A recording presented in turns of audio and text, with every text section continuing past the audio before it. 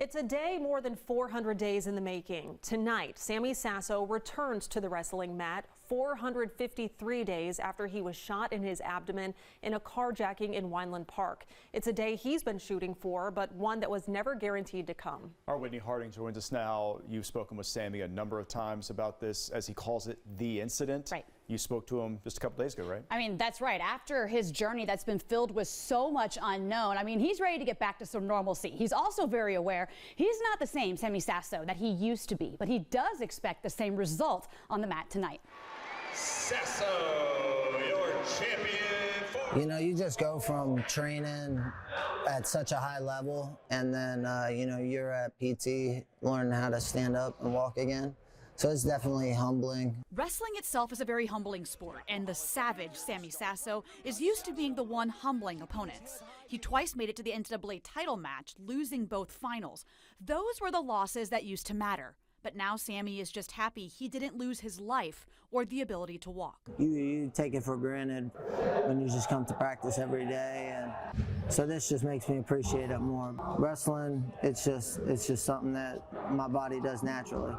So, you know, I was wrestling better than I was walking at one point. Like, as crazy as that sounds, you know, I'd come to practice walking in with a cane and then putting on shoes and going and wrestling hard. He has tremendous love for the sport. His toughness is incredible. He's an incredibly tough person. And he always said, if I can come back to the standard that I was at, I'll do it. The thing is, Sammy's standard is the same, but his style in some ways was forced to change. He just doesn't have the speed that he had, right? The one leg doesn't answer when he calls upon it to move the way he wants to move. It doesn't move as quickly.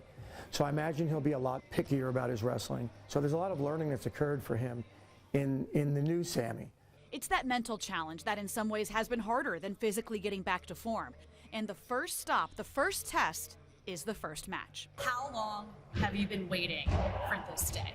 A long time since it happened, just because you get something that you love, just it gets taken away so fast. So I mean, I've been doing this for 32 years. I would say from where he was to what he wants, this would be probably one of the more amazing things I've seen, for him to recover from what he went through and be ready to go. And we can't wait to watch him. Been thinking about running out the tunnel for a while now, so I'll feel the nerves and I'll enjoy them, you know, because I miss that.